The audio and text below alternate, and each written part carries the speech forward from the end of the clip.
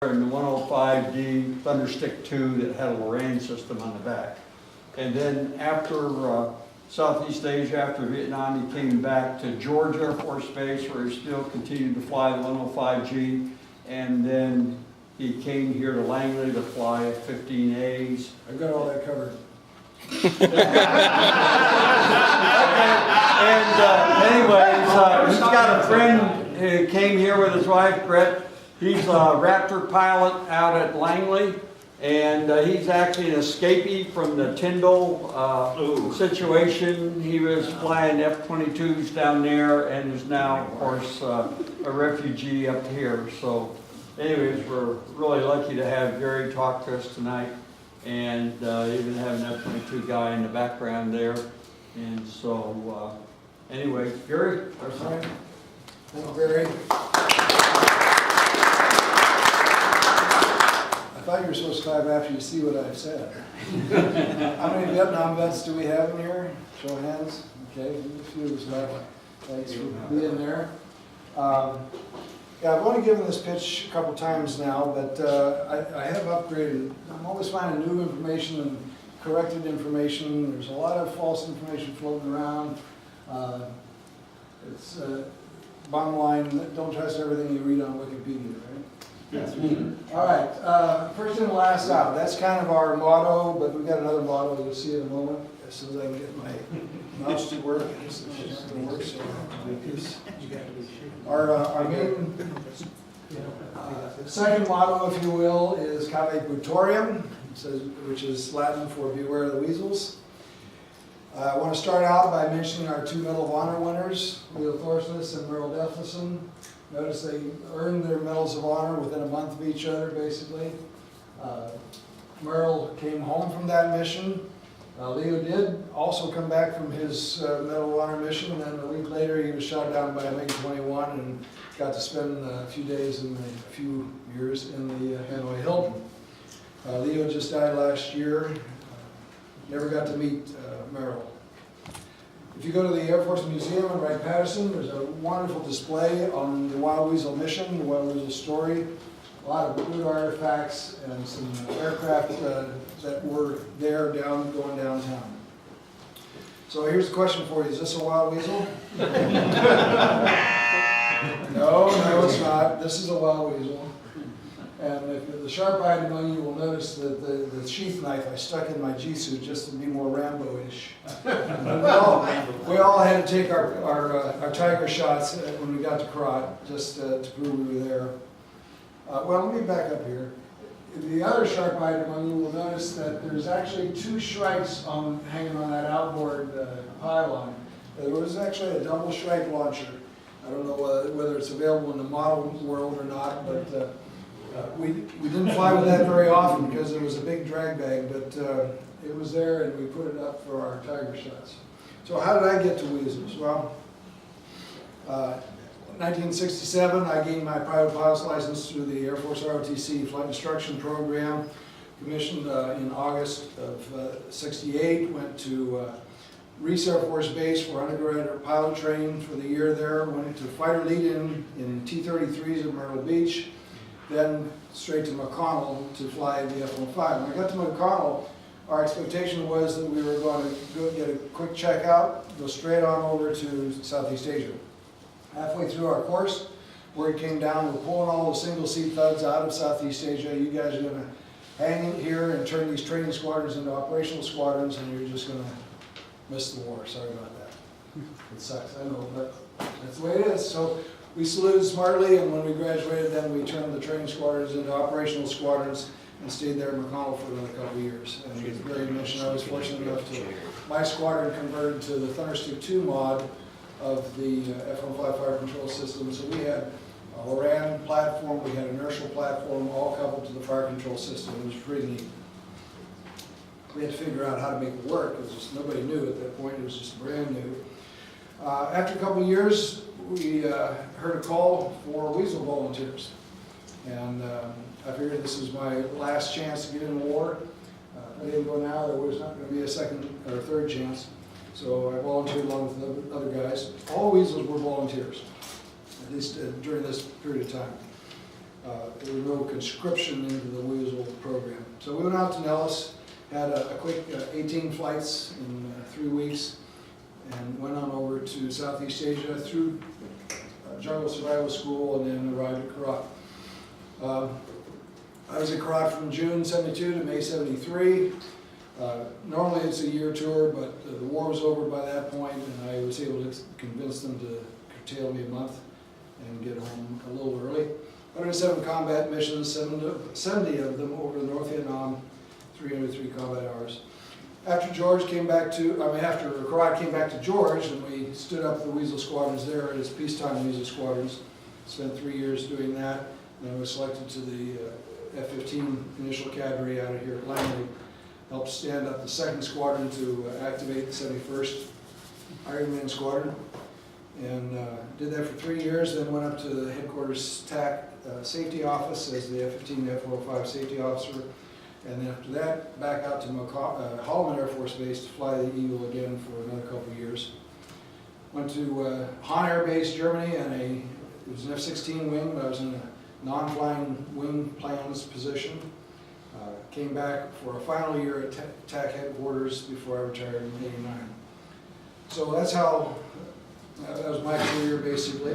What is a Wild Weasel? It's a combination of things, especially trained crews, of course, fighters with special ordnance, special sensors, other sorts of electronics, and then some special tactics that sometimes we had to kind of develop on our own. The mission, of course, is to either kill or suppress surface-to-air missile threats to friendly forces, and thus contribute to air superiority. The story begins shortly after the Earth cooled. There was World War II. And we call it the Battle of the Beams, because both the Germans and the British pretty much simultaneously figured out that you could use radar for certain things. You could use radar to detect aircraft coming in to your friendly territory. And you could also use that same sort of radio energy to guide aircraft to a specific point. So both sides had radar-guided bombing. They had radar jamming then as a countermeasure. Chaff was developed during that same time. There were specially equipped aircraft to locate these radar sites on either side where they were radiating.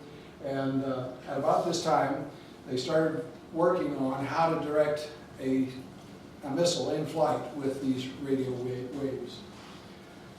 Didn't get very far with that, but at least that's where the R&D effort started. In Korea, they hadn't still figured, with North Koreans at least hadn't figured it out. Russians had, we had. But in Korea, all we had were radar-directed weapons, AAA basically. Some searchlights were also radar-directed. And of course, to counter that, we had jamming and chaff and dedicated missions to go out and locate these radars and put them out of business. Then came Vietnam, May of 1954. Viet Minh defeated the French at Dien Bien Phu. We divide North and South Vietnam artificially at the Ben Ha River, which is basically the 17th parallel. And we lose our first Air Force aircraft in 1961, C-47. It goes down in Laos. 64, we have the Gulf of Tonkin resolution, and things started to get hot after that. Now, LBJ and McNamara decide this is their war, they're going to run it the way they want. And in 65, the Viet Cong have a massive attack at the air base at Pleiku, and their response, Johnson and McNamara's response, was an operation called Rolling Thunder. As the name implies, it's going to roll U.S. air power northward, starting at the southern reaches of North Vietnam, and roll it forward until they call uncle. To manage this landscape, we divide North Vietnam into packages, route packages, and we divvy them up between the Air Force and the Navy. Air Force is responsible for Route Pack 1, which is the southernmost one starting at the DMZ. Navy is responsible for Route Pack 2, Route Pack 3, Route Pack 4. The Air Force takes Route Pack 5 and 6 Alpha, and the Navy 6 Bravo. So it wasn't completely sacrosanct. We sometimes had missions in each other's route pack, but for the most part, the Air Force had their territory and the Navy their territory. The war was micromanaged. If you've read Dereliction of Duty, you'll know that. If you haven't read it, then you should. to find out just how micromanaged this war was by LBJ and McNamara. They designed and designated no-fly zones. One day they're on, one day they're off. One day Hanoi is off limits, the next day it's on limits, and vice versa. They selected targets, they selected ordnance, they selected ROE, they selected TOTs, they micromanaged the war over the north. And as you might expect, it wasn't pretty at times.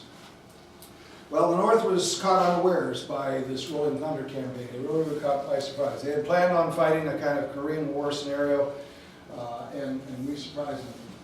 So they immediately asked for help from the Chinese and the Russians, and it arrives immediately. MiGs come from Russia and massive amounts of AAA from both countries.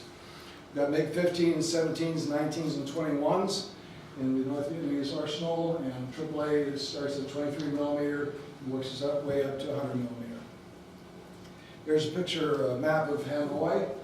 Outside of perhaps Moscow, this was the most heavily defended capital city on the globe at the time. And each one of those symbols, as you note there, represents 5 to 7 actual gun barrels. And so when they wanted to light things up, they could. Then the SAMs arrived, April 65. Remember, Pleiku was May of 65? April 65, CIA U-2s observed the construction of some SAM sites. Now we know what they look like. We've seen them in Russia. We've been flying U-2s over Russia, taking pictures. And the JCS calls for destruction of those SAM sites. It is denied. July of 65, we pick up signals from what we know are SAM radars. Once again, the JCS calls for the destruction. Once again, it's denied. Typical SA-2 site built on a Star of David pattern. 6 transporter erector launchers surrounding a central command and control radar. Sometimes an acquisition radar like a spoon rest would be in there as well. And this was just the Soviet design. They just copied it. Well, they didn't really have much choice because the Soviets were there building it for them and deploying it. So of course it's going to follow the Soviet design. And here's a picture of an actual one in North Vietnam. I don't know exactly which site this was. Each site got a number, as you'll see referred to later on here. And sometimes the sites were occupied, sometimes they would move equipment out. Particularly during the day, they would move equipment out to keep it safer, and move it back in during the nighttime to take care of night missions. Here's a picture of a typical SAM battalion, or battery rather, and the Russian advisors. They're either Russian advisors or they're very tall, blonde-headed Vietnamese. They could, it could be either way, but those were definitely Russian advisors, and in the initial stages of their employment of this weapon system, those Russians were pulling the trigger. Here's a typical SA-2 fan song radar. There's 3 basic antennas on here, one vertical antenna, one horizontal antenna, and a circular antenna, the command antenna. The horizontal and vertical antennas swept 90 degrees to each other, and they would lock on to a target, and you would know, we'll talk about equipment in a moment, but you knew when you were locked onto. And then once the missile was fired, that circular antenna communicated with the missile to give it command guidance to get it going to the right spot in the sky. Other radars that were frequently employed, the fire cam radar was usually linked to AAA sites. The bar lock radar directed the MiGs to intercepts, and the spoon rest was acquisition for anybody who needed it. Here's a picture of an SA-2 leaving the rails, and another one standing ready to be launched. The normal tactic was the launch of 3 missiles. It was just standard Soviet tactics. They launched 3 missiles in hopes that one of them would work right. If you go to Wright-Patterson, you'll see a nice, wonderful SA-2 on display, on static display there, right next to the Weasel display. The missile had a booster which fell off after the fuel in it was expended. Usually we didn't see this. It happened low enough to the ground that it wasn't observable, but this is what it looks like from the ground. And then once the boosters departed, you've got about a 35-foot telephone pole running at you there at Mach 3. The first kill by a North Vietnamese SAM was on July 24th, 1965. Remember, this is now only a couple months after the Pleiku and Rolling Thunder started. So we're already attacking Hanoi. The rolling part happened pretty quick. Flight of 4 F-4Cs were escorting a flight of thuds, and the F-4s had no idea that this SAM was in the air. That's the red circle down below there. I don't know what camera system picked up this series of pictures, but the F-4 is up there, fat, dumb, and happy. The missile explodes underneath it. Doesn't have to hit it, although some did, but it had proximity fuse so that it got within the prescribed distance, it would detonate, and then 5,000 fragments would shred whatever it encountered. In this case, the F-4's fuel tanks. Both these guys ejected. The front seater was never repatriated, although we know he got a good shoot. The back seater was picked up and was made a POW, and ironically, he was a B-17 pilot in World War II, had been shot down and made a POW by the Germans. So this was his second POW experience, but he was eventually repatriated. So other pictures of SAMs in flight. Here's the SAM heading for a 105. Probably not going to get it. I would suspect that the 105 pilot sees it at this point. And, but this one didn't, and you can tell from the detonation and the stream of fuel or fluid leaving the 105 that this guy's not going to make it home. Well, we had this shoot down. So that's later that month, we finally get permission to go after the SAMs. It's called Operation Spring High. And if you go onto YouTube, you can actually find a recreation, a computer animated recreation of this mission. I'll show you a screenshot of that in a minute. So this was definitely retaliation for that shoot down. 48 F-105s are dedicated. This is before Weasels are on board, right? 48 F-105s are dedicated to attack 2 SAM sites, one of which we thought was involved in the shoot down. Their tactics are to go in at 50 feet, 350 knots. This was prescribed by the Pentagon. 50 feet, 350 knots with CBU and napalm as their weapons. Unfortunately, unbeknownst to the 105 guys, the mission order gets released to the South Vietnamese headquarters. They pass it, or somebody does, to the North Vietnamese. And in the ensuing melee, 6 thuds get shot down attacking a dummy SAM site, two dummy SAM sites. No SAMs at these sites. They've been replaced by telephone poles and other paraphernalia. So we'll do 6 thuds in our first attempt to take out 2 SAM sites.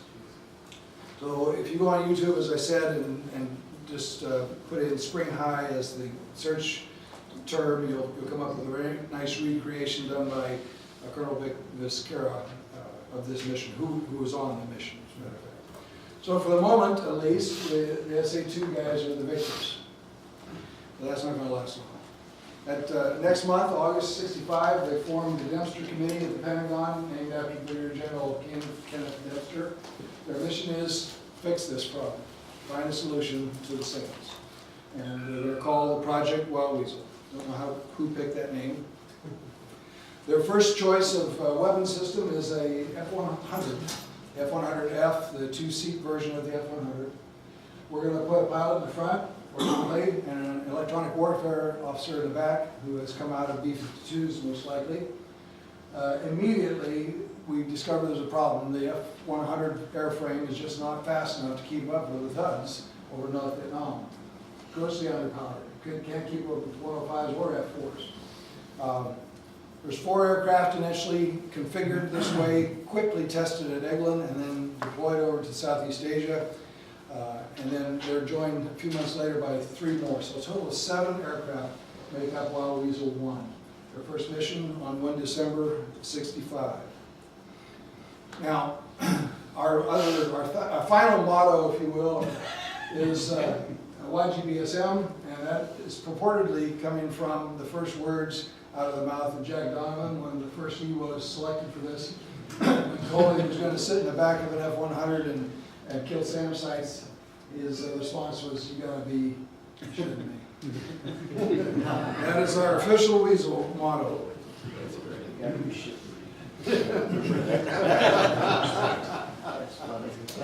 Our first weapons. The weapon, if you call it that, is a radar scope that shows us what's radiating at us. This shows an APR 36. We actually start with the F100 with an APR 25, 26. That cockpit is a F105G cockpit, and just to show you how prominent the APR 25 was positioned in the cockpit, it was hard to miss. It was very easy to see and discern what's radiating. Each different frequency band of the radars radiating at us was displayed differently. So solid strobes would indicate an echo or foxtrot band radar. Dots would indicate a different frequency. And then the strength or the length of the line indicated the signal strength. So a long line going out to the third ring meant a radar very close to you and probably a threat. Whereas a one ringer there that signal at 4 o'clock, that was probably something 25, 30 miles away and probably not a threat. So when things popped up on the screen, you had to make a pretty quick decision as to whether that's a threat, whether it's something you need to react to, or in our case, go after. Here are the first pioneers, we call them, the Wild Weasel 1, that took the picture. Within a few months, they'd lost 20% of their aircraft, three of the 7 aircraft. They lost, I think, 4 crew, and a couple others became POWs, and 1 crew quit, I think, I've heard. On December 22nd, they finally get their first kill. An F-100 leading a flight of 4 F-105s locates the SAM site for the first time and is able to get ordnance on it and kill it. Keith Ferris celebrates that with his famous painting called First In. Well, to deal with the underpoweredness of the F-100, Pentagon comes up with Wild Weasel 2, which is to take all this fancy electronics and put it in an F-4C. Well, it doesn't really work out. I don't know what the technical problems were. The F-4C, you'll see, is resurrected later as Wild Weasel 4, but Wild Weasel 2 just never gets into, it doesn't get deployed at all. So then we go to Wild Weasel 3, which is the F-105F and the F-105G airframe. The F-105F is a 2-seat 105, basically the same training version of the 105 we had used at McConnell and elsewhere, and with the extra electronics. The G was specifically designed for the Wild Weasel mission. We had self-defense pods built in along the fuselage, and it was a lot more antennas, detection antennas, and then equipped to handle the AGM-78 missile.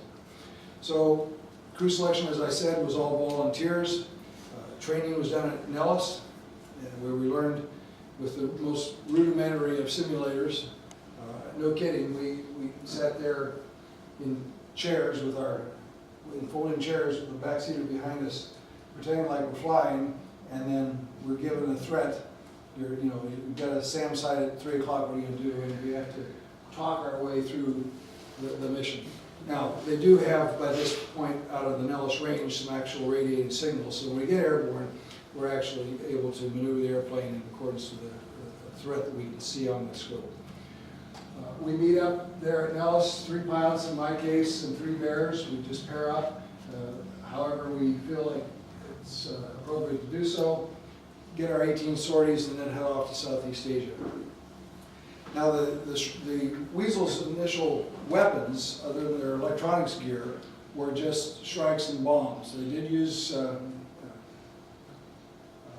750-pound bombs and CBUs in the early days, but then when the strikes came into the inventory, AGM-45, anti-radiation missiles, those became the preferred weapon.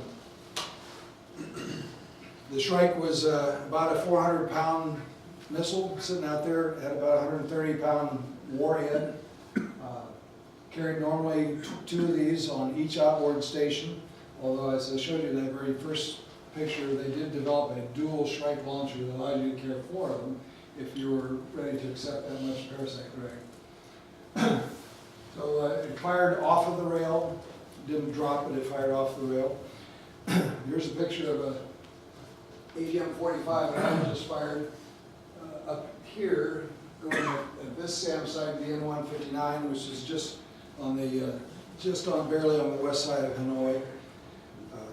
There wasn't a signal up that day, but I saw the site. I had two F4s loaded with CPU, and they couldn't see the site, so I fired the Shrike as a marking rocket. And I was a little bit perturbed because it veered off to the right, and not where I had aimed it. We later found out through a reconnaissance photo that they had moved their fan-song radar across the canal the night before, and the fan-song was over on the right-hand side, right where the Shrike was headed. Apparently, it picked up some backlobe radiation, and was in fact trying to get to the radar. The Shrike was normally fired 10 to 15 miles out in a loft if you had time to get that much loft. Problem for us was that the SA-2s had a 19-mile range. So we're talking about a knife fight here, and you have to make some pretty quick decisions pretty fast.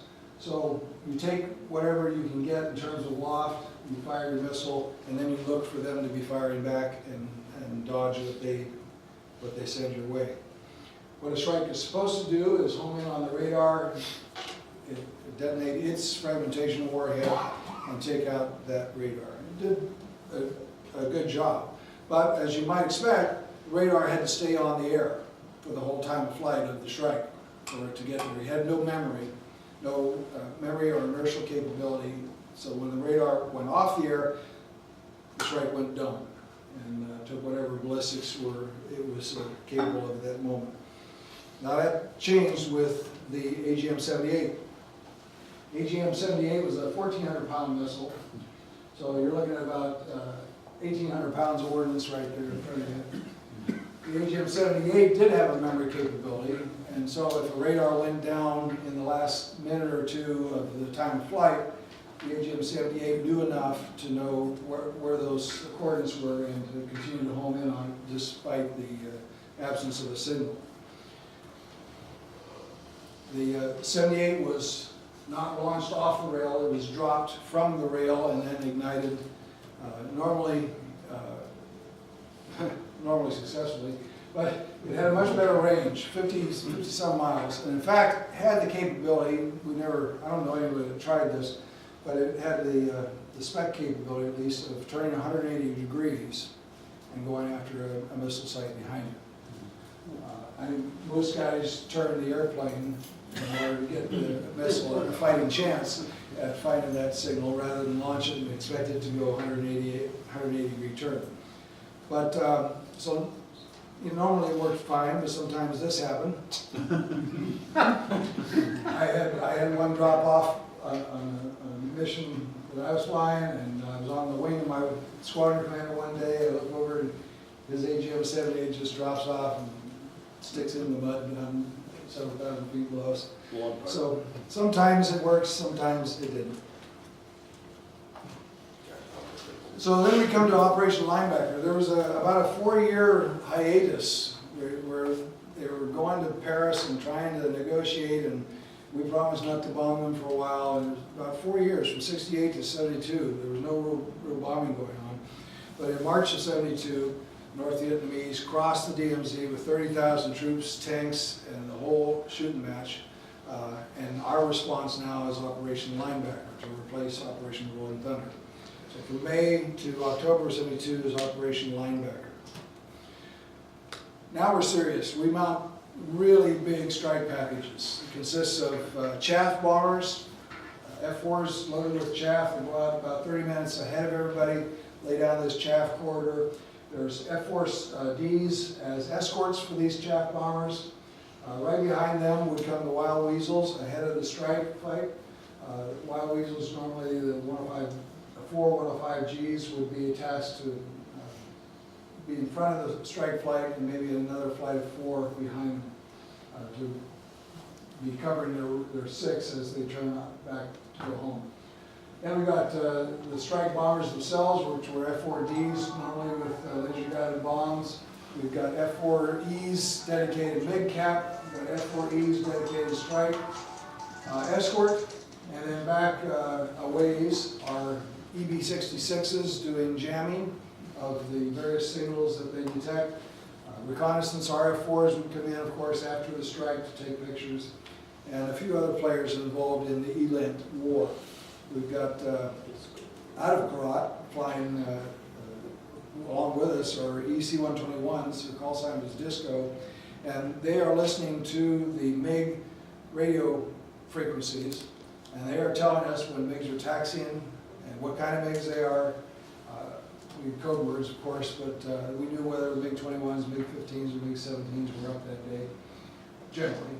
When they were kind enough to transmit on when the MiG pilots were kind enough to ask for taxi instructions or taxi clearance, then we would know that. And of course, part of the ELINT war is, of course, chaff dropped by the F-4s. So we take off from Karat.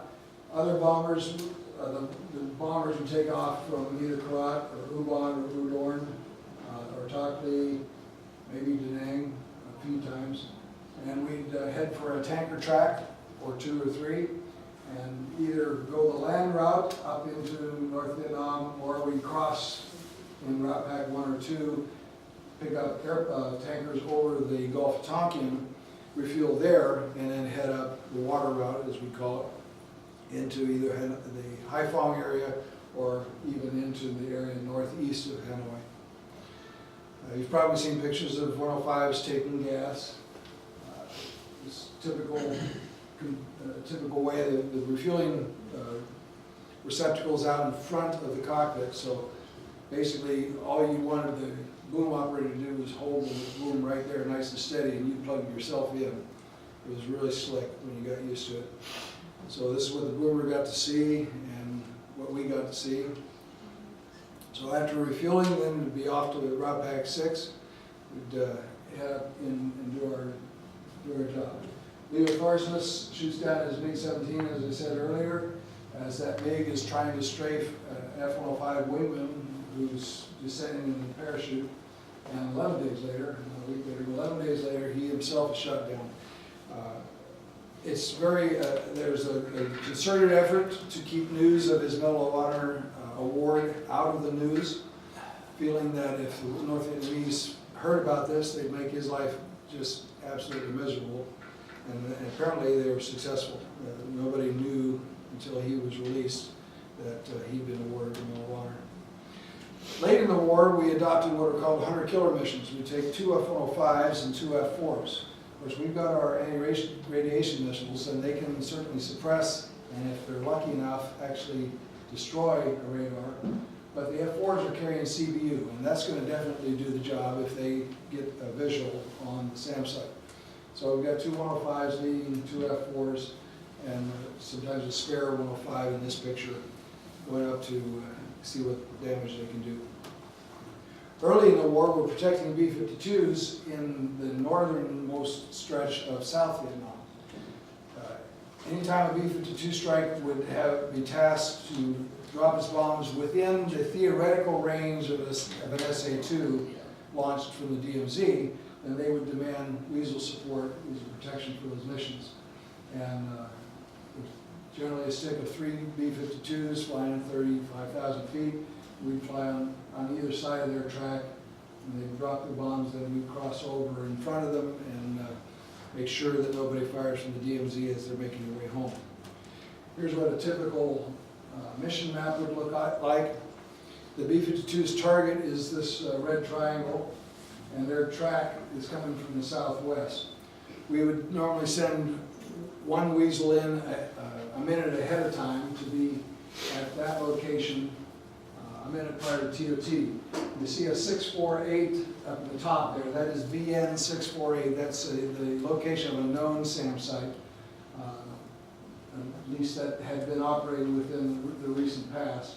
So 105 would head straight at that website, or that missile site, to be there a minute ahead of TOT, and then the B-52 accompanied by a second 105 would come in to hit the TOT, and we have the other two 105s orbiting in areas that seem to make sense.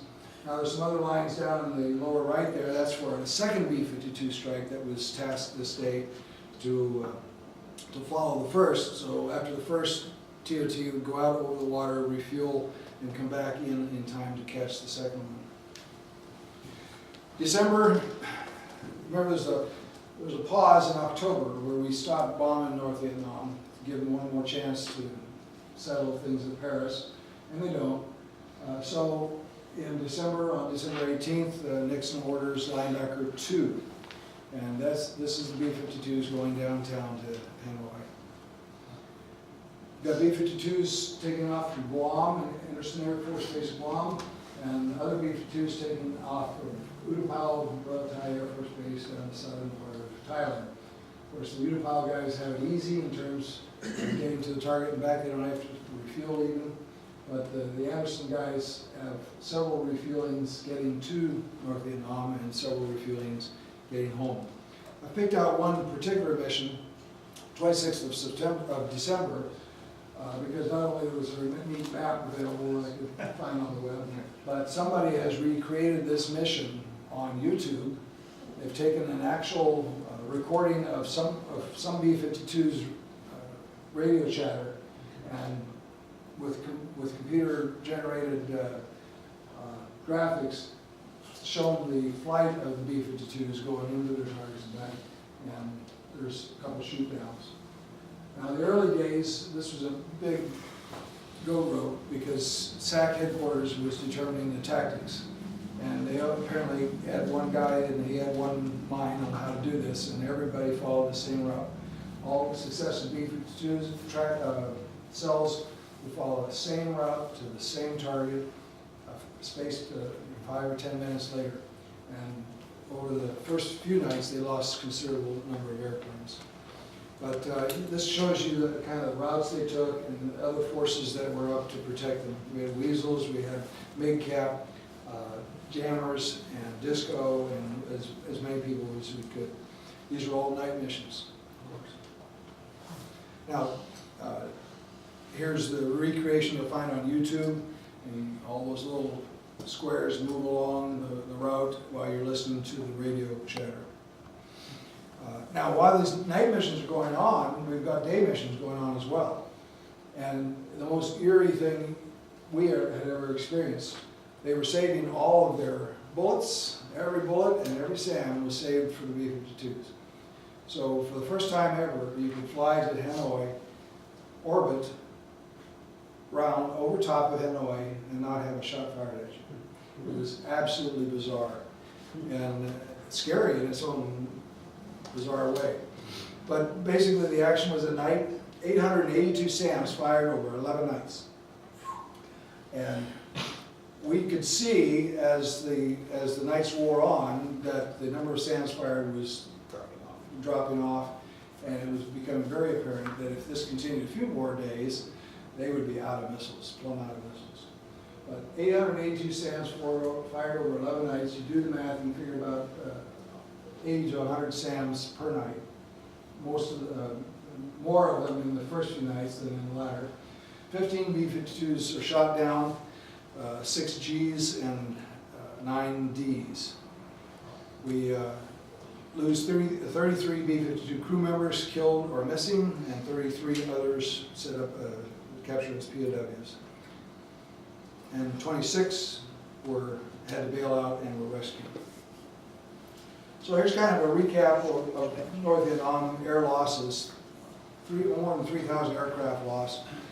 But if you do the math, only 205 shot down by SAMs, 90 shot down by MiGs. What's that leave? AAA. AAA was the biggest killer of aircraft and crews over North Vietnam. And that only stands to reason when you think back to the chart I showed you at the beginning of the defenses around Hanoi itself. 497 POWs are eventually released, but we know there are other POWs that were captured. We know they were taken to prisons and never came home. we have time, I can tell you a story of one of those. Wild Weasel losses. We lost 3 F-100s of the 7 that were deployed over there. We lost 28 F-105Fs and 16 F-105Gs. Now, I don't want to put too much emphasis on these numbers because there's a little bit of judgment that goes into these. What is a combat loss?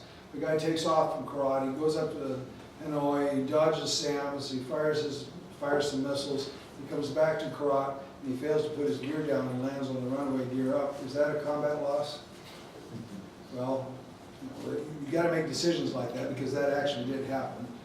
Was that a combat loss or not? Well, now we had others that took off and the oil scavenge pump failed and engine failed and they had to jump out before they got to even get over the north. And other times they were on training missions and engine failures occurred. So you had to make decisions as to how you're going to categorize all of these losses. These are my figures.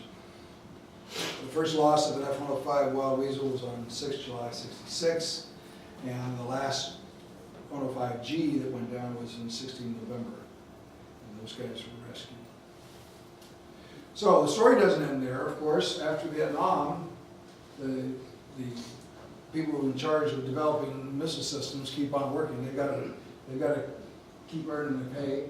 And the Russians developed SA-3, SA-4, SA-6. Now, SA-3 had arrived in North Vietnam in January of 1973. We knew it was there. The CIA knew it was there. We had started to get signals off of the GOA radar and the low radar, the GOA missile. So, but it was never deployed before we pulled out of North Vietnam. SA-4. One day, one of our crews swears that he was fired on by a prototype SA-4 because it was definitely not an SA-2. So we think that the Soviets were using the North Vietnamese as a testing ground for some new things. SA-6, of course, was finally developed, became a real threat. Our current radars definitely are threats, and as the systems developed and matured, then ranges were extended and the capability of maneuvering was improved, and the lethality became more of a problem. Well, we finally retired the F-105s and replaced them with F-4C Wild Weasels. That was Wild Weasel 4. I told you they were coming back. They do. Well, only 36 of them get converted to the Wild Weasel mission. After they are sent to the boneyard, we replace them with F-4Gs. That's Wild Weasel number 5 or Wild Weasel 5. Once again, they have AGM-45 strikes for ordnance. They have the additional advantage of being able to carry Maverick missiles, which is a big improvement. We wish we had Mavericks on the 105. They also carry the AGM-78. And they get to participate in Desert Shield, Desert Storm. It's a very great effect. Finally, the F-4Gs go to the boneyard and we replace the Weasel mission, or we port the Weasel mission to the F-16 airframe. But sad news for the EWOs. The EWOs go away. We replace the EWOs with the harm targeting system, the HTS, and we replace the AGM-45 with the AGM-88 harm. So that's an electronic warfare officer sitting there in that little cabin. It may not look like one, but well, I don't know how, honestly, I don't know how the F-16 guys do this mission, single seat, single cranium. Because I know how challenging it was for 2 of us, and that harm targeting system must be a real whiz-bang device. The Shaw Air Force Base is the current home of the Wild Weasels, and they hosted us a couple years ago for our 50th Wild Weasel reunion. Painted up one of their tails, especially for the event. Gave us a great shebang for celebrating the 50th year of the Wild Weasel mission. So there in the nutcap is the Wild Weasels from Wild Weasel 1 to Wild Weasel 6, the current airframe. And we know that probably one day this poor guy is going to pick up the Wild Weasel mission because somebody's got to do it, and this guy's going to get it. So We have the Society of Wild Weasels. It's open to everyone who's flown the mission or even maintained our aircraft for us. And normally, anybody who qualifies as a Wild Weasel probably also qualifies as a river rat. The river rats initially were those whose pilots who got to fly over Route Pack 6 Alpha or Bravo. And now it's open to any military aviator. So Brett's a river rat, and I'm sure he's proud to join us in that regard. Wild Weasel family, commissioned obviously by an F-4G pilot.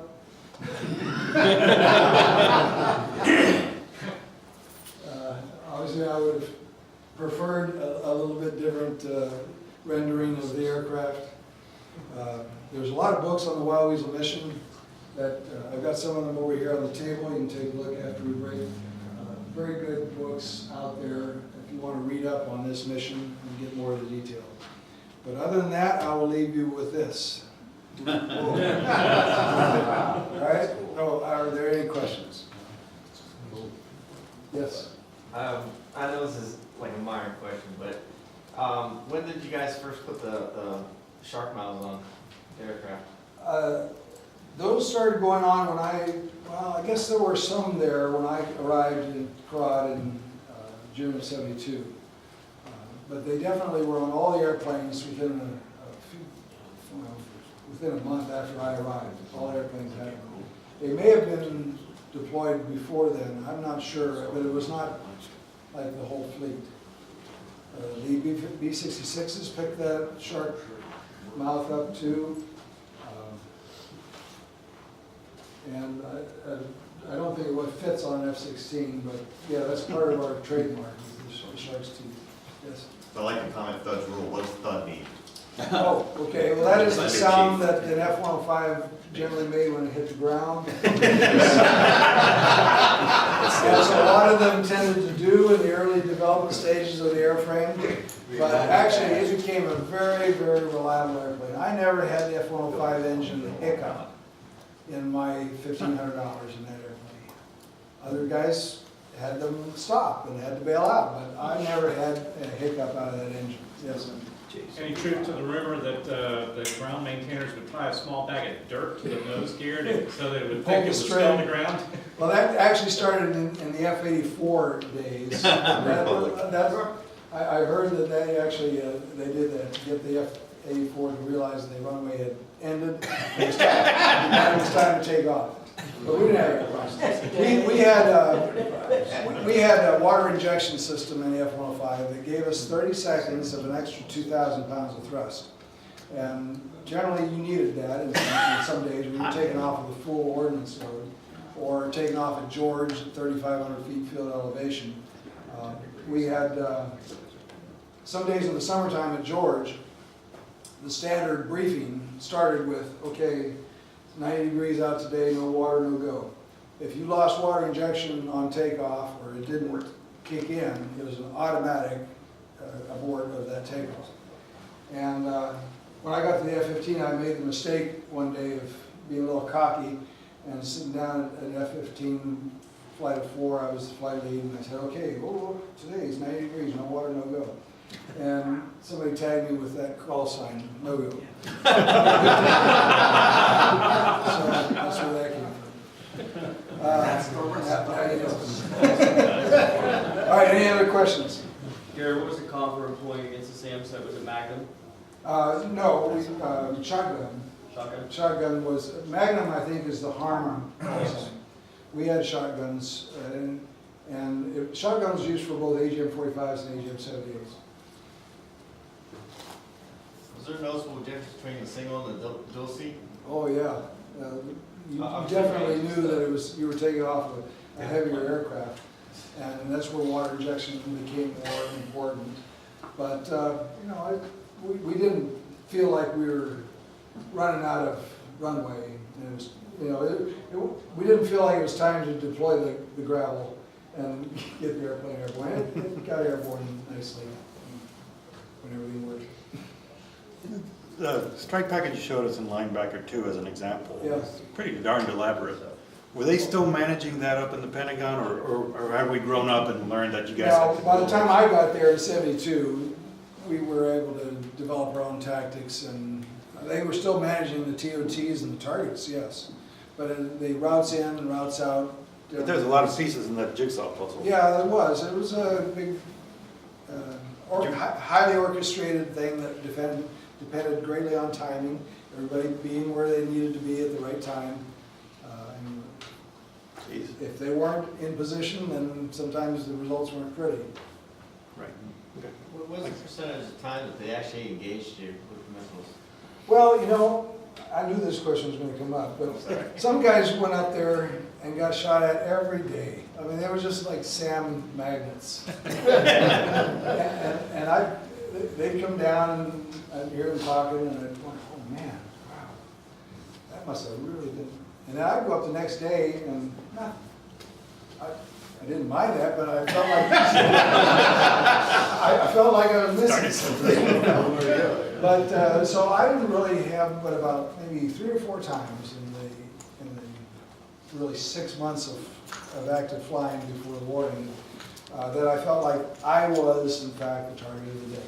We had electronics on board that could tell us whether all the radar beams were, in fact, on us, and there was no doubt in your mind, you were who they were shooting at.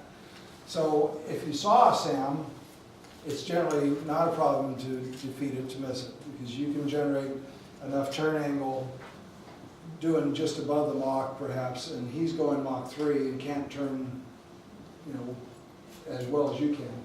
So as long as you can see the SAM, you can generally avoid a SAM. The people who got shot down were people who didn't see the SAM, it was headed that way. Or they were trying to defeat one SAM here, and another one's coming up with their 6. At night, it was a little different problem.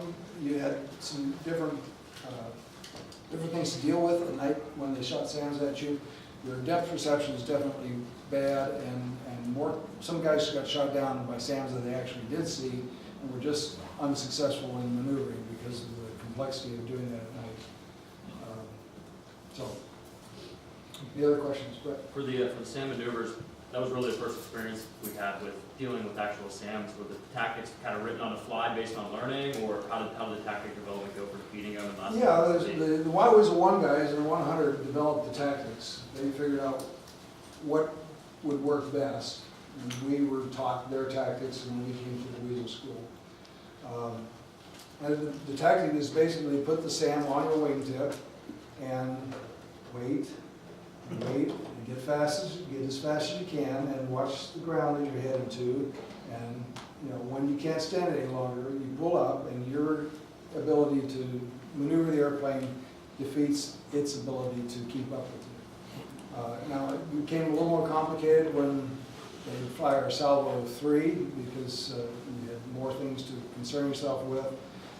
Generally, they fire one high to get you down, to get you going down, and then they fire an additional 1 or 2 missiles, or they fire missiles to lead you into a flak trap, a AAA trap that they've set up. But generally, if you can see the SAM, you can defeat it.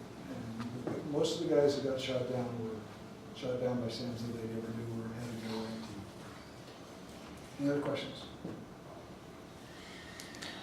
All right. Well, thank you very much for your questions. Thank you.